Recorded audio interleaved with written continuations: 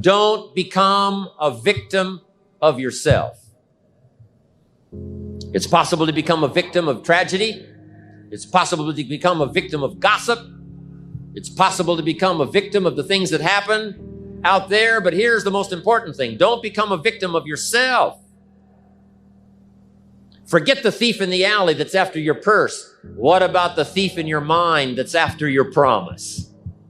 The thief in your mind that says you're too short. The thief in your mind that says you're too tall. The thief in your mind that says, well, yes, it'll happen to people out in California, but it can't happen way over here on this side of the world. I'm asking you to conquer that thief, even though you find him in your own consciousness. I want to reassure you that you can do it. I want you to reassure you that you can make the decisions. I want to reassure you that no matter what the night, no matter what the storm, no matter what the difficulty, there isn't anybody here that can't figure it out, find some things to do, step at a time, yes. Minute at a time, yes. Day at a time, yes. Week at a time, yes. But there isn't anything you can't walk away from. There isn't any challenge you can't overcome. I want you to have that kind of belief in yourself. After the long summer that we've been faithful, we've been disciplined, then, as one writer said of ancient script, in due time, your harvest will come. And I want to give you that promise today one more time. Your day will come. Your harvest is sure. It'll be there for you. And then you'll be able to say, by gosh, the hard work has paid off. The lonely nights have paid off. Working hard every day has paid off. And my harvest has finally come. Sure, there's doubts on the outside. People doubt that America's going to make it. People doubt that Europe's going to make it. People doubt that Russia's going to make it, that Poland's going to make it, that Czechoslovakia is going to make it. They doubt the whole world is going to make it. But I'm asking you not to pick up all those doubts. I'm asking you to have some faith, have some courage, believe, drive your doubts into a small corner. Don't let them loose like a mad dog, drive you into a small corner. Don't doubt the future. Don't doubt the possibilities. Don't doubt the extraordinary gifts that your distributors bring to your organization. Don't doubt that. And here's the most important one of all. Don't doubt yourself. If I've got miracle working power to change my life, so do you.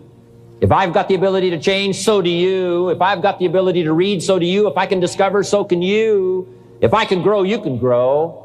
If I can develop, you can develop. If I can get an invitation like I got 6 years ago, help take something around the world, so can you. If I can stand on this platform, Idaho farm boy raised in obscurity, so can you. If the millionaire team can do it, president's team can do it, walk off with the diamonds, the trophies, so can you. I'm asking you, don't sell yourself short. You say, well, what can I do about the upcoming winters of my life, the challenges that I know I'm going to face? Here's what you can do. You can get wiser and stronger and better. Just make a list of that trio of words. Wiser, stronger, and better. Go home smarter than you came. Go home with more ideas than you came with. Get stronger. You can develop the muscle. You can develop the courage muscle. You can develop the inspiration muscle. You can develop the dedication muscle. You can get stronger. There isn't anybody here that can't get stronger. Next time we see you, may not even recognize you, how strong you're going to be able to become in language, in style, in personality, the ability to cope, the ability to handle with anything that happens, no matter what happens. And the third one is get better. We can all get better. I've gotten better. First talk I gave, I stood up, my mind sat back down. But here's the secret to my success. I stood up and did it again. I stood up and I did it again. And I did it again, and I did it again all those many years ago. I did it when I was scared, and I did it when I didn't want to, and I did it when I was ill. And I did it when it didn't work well, and I did it when they didn't appreciate it, and I didn't a lot of times when I didn't know much what I was doing. I just did it anyway. And now all these years later, I'm asked to walk on this stage with the greatest introduction I've ever had, greatest response and welcome I've ever had, the greatest opportunity I've ever had to touch this many lives with a mixture of words and heart and soul. I got better. I got better day by day and week by week and month by month, and I'm asking you to do the same thing until you can develop a long arm and a long reach, until you can develop influence that won't quit. Touch people next year you couldn't touch this year. Touch people now you couldn't touch before. Conduct a meeting now you couldn't conduct before. Heart and soul now mixed in there that wasn't theirs, missing before. I'm asking all of you to get better in spite of the winters, in spite of the downturn, the money downturn, the social downturn, the personal downturn, whatever it is. Just get stronger. Get better. Doubt's like a plague, and one of the worst is self-doubt. There are many, but that's one of the worst. The guy doubts himself, doubts if it'll last that long for him, doubts if he can do that well, doubts if he can make that much, doubts if he can accomplish all that. A chronic, excellent self-doubter.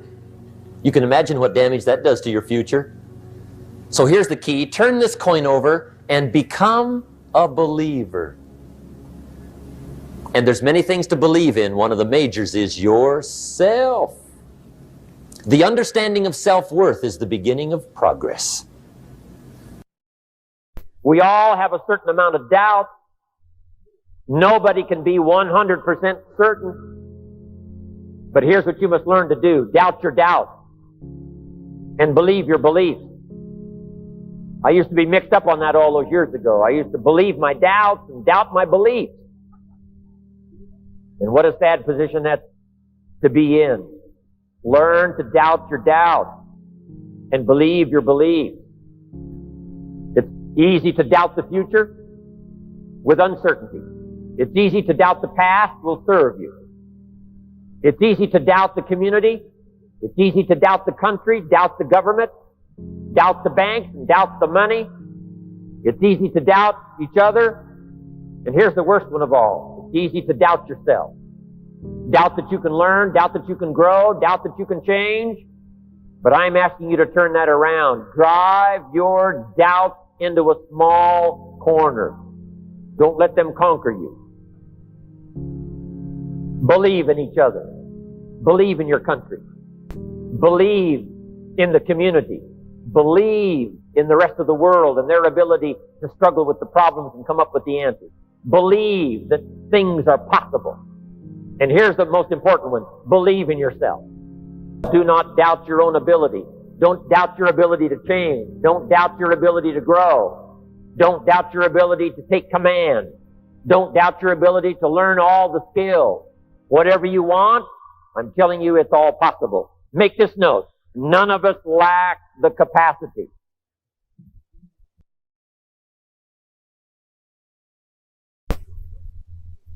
None of us lack the capacity. We have far more capacity than we have time to take advantage of. I do read a record where it says, all that time ago, some people lived to be 700 years, 800 years, 900 years old.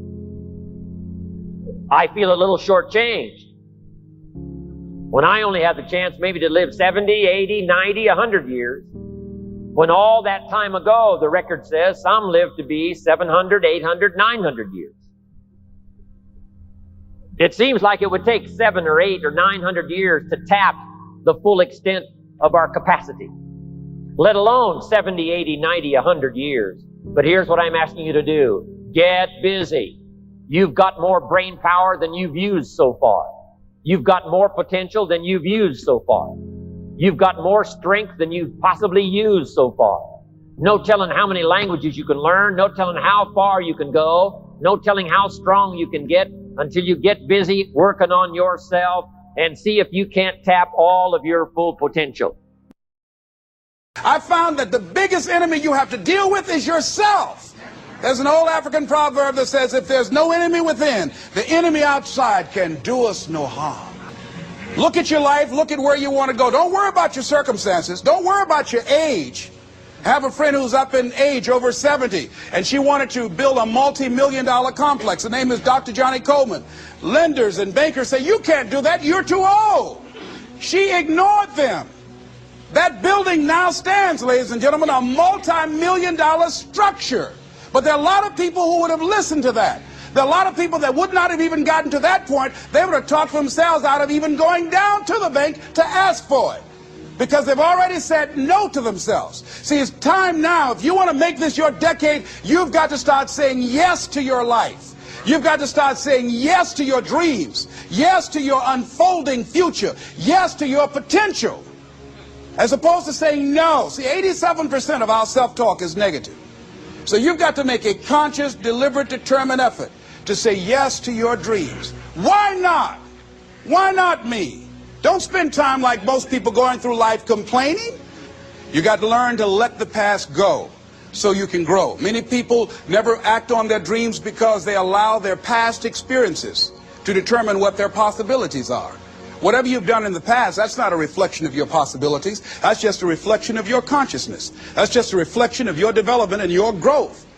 The future is unfolding for you right now. The future is unlimited for you right now. No one knows where you can go. No one knows what you're capable of or what's possible for you. We have the power to change our personal history, changing the direction of our lives, changing our thoughts, changing where we want to go, exploring new horizons.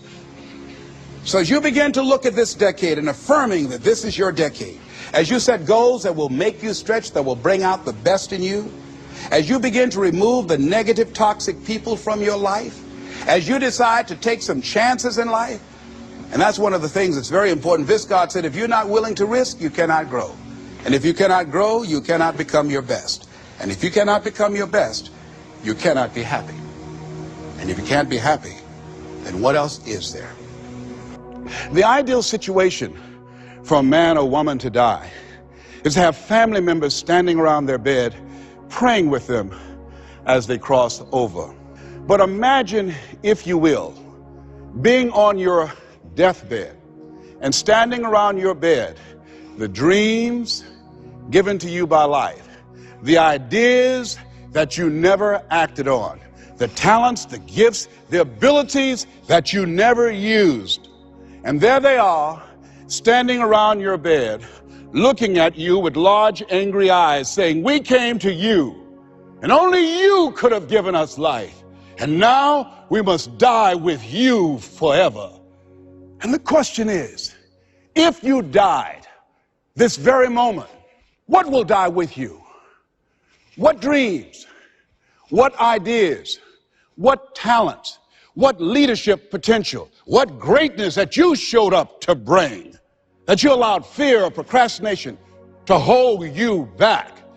When you don't have a true appreciation and acceptance for who you are, and you allow yourself to be immobilized by fear, what happens in the process is that you begin to abuse yourself. You begin to sabotage your life, you begin to sabotage your dreams, you begin to unconsciously work against yourself. You become your own worst enemy. So what do you do about that?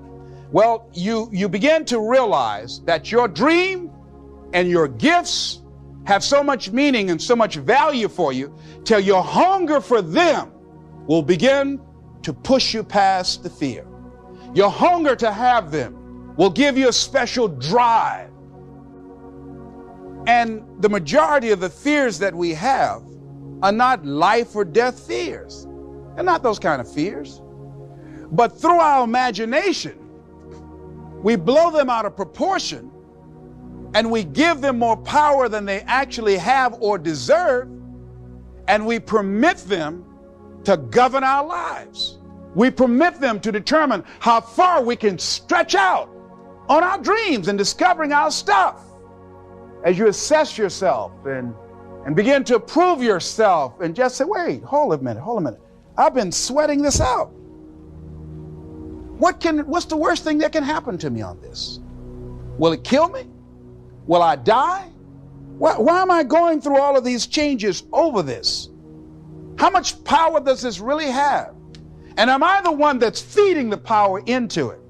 See, a lot of times we allow ourselves to be fed and to be programmed into being afraid. I mean, you watch the news and read the newspaper, you'll be scared to come out the house. You'll be afraid. So what kinds of things, what kinds of thoughts are you feeding your consciousness? What kind of things are you putting in your mind that will enable you to either move forward or to justify why you're staying where you are? The next thing is, it is important in the area of motivating yourself. It's important to know why you're doing it, because that mind will say, why bother? Why go through all this? This is too hard. No, throw in the towel. It's not worth it. Has it ever said that to you before? Here's how you can handle that. Here's how you override that. Write down 5 reasons why you deserve it. Why do you deserve what you want? Why you? Why do you deserve it? What meaning and value will it bring to your life? What's so different about you that you deserve your goal or this goal?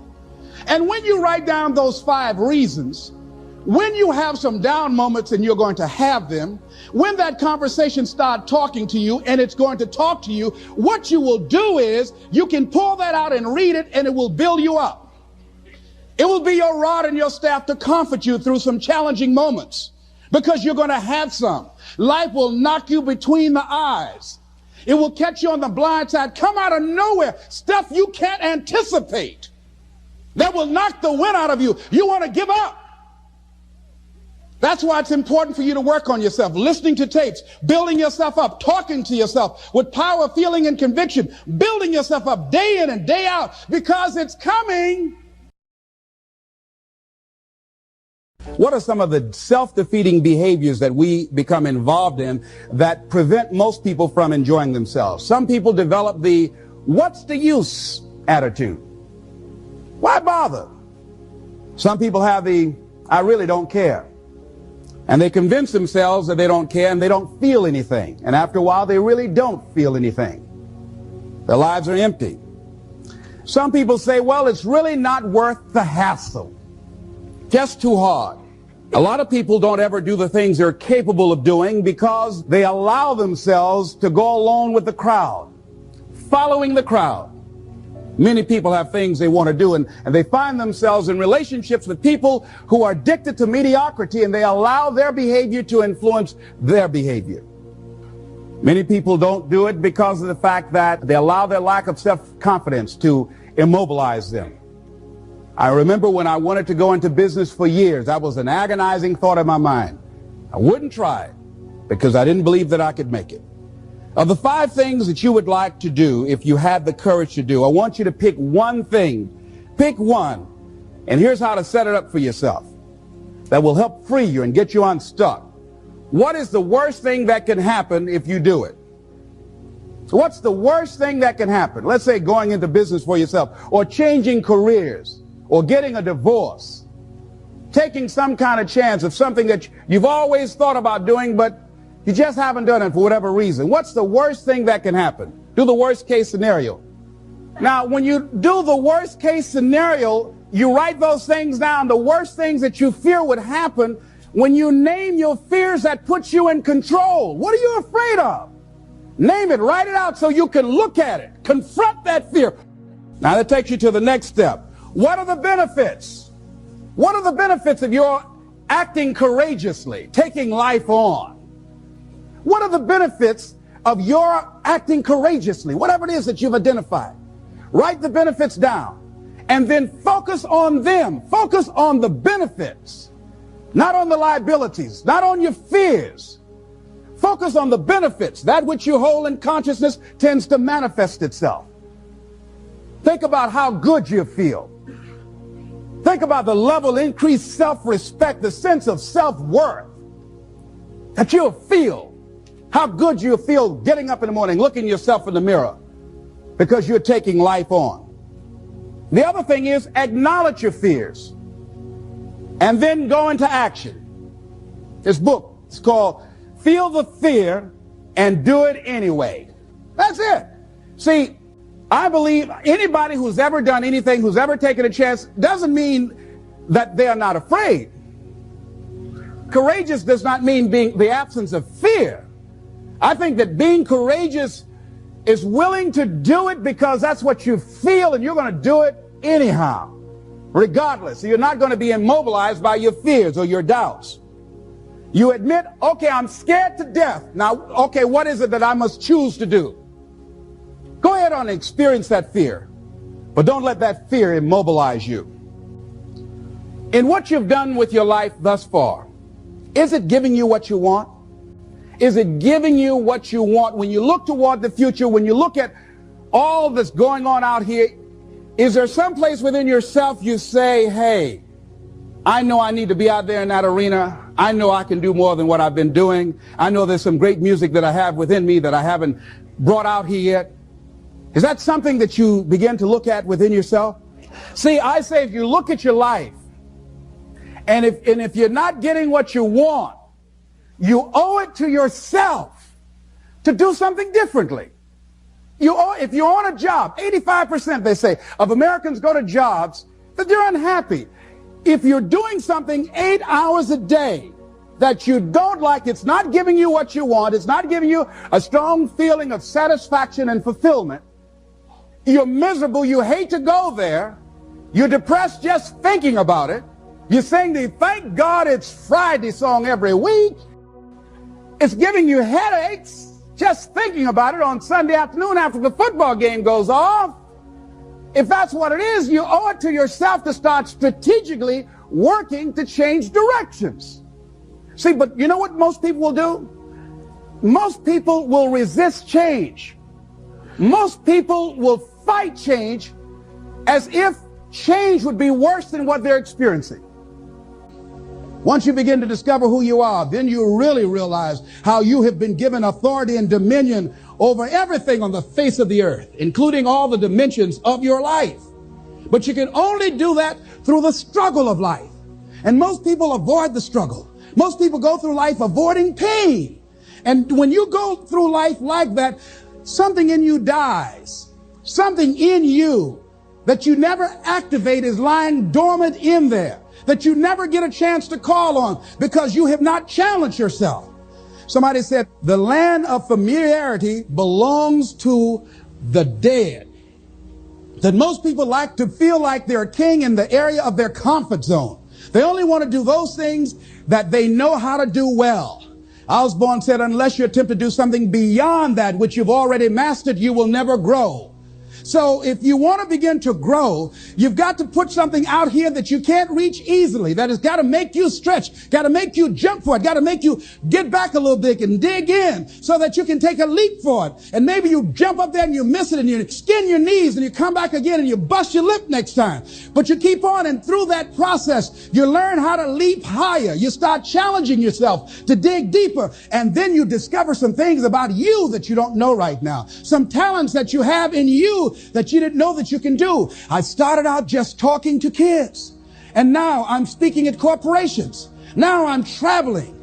I didn't know I can do this, but had I not given myself a chance, and I'm saying to you, give yourself a chance. Here's something else.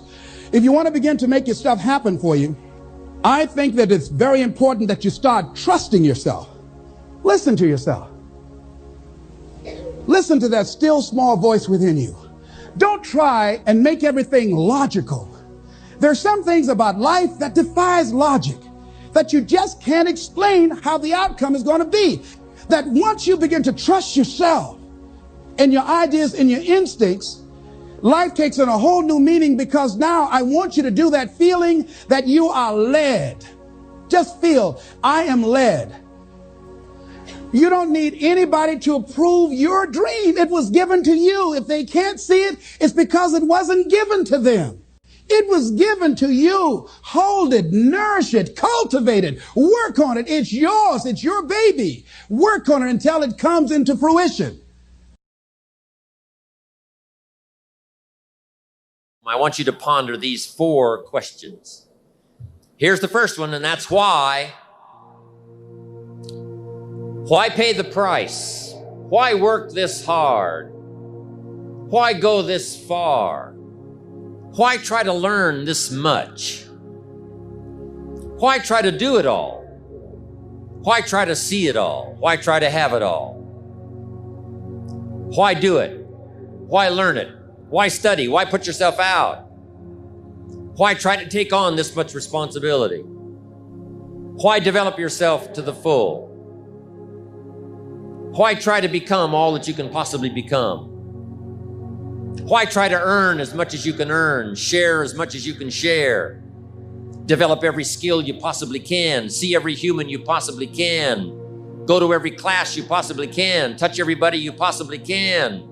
Why do that much? Why go that far? Why share that much?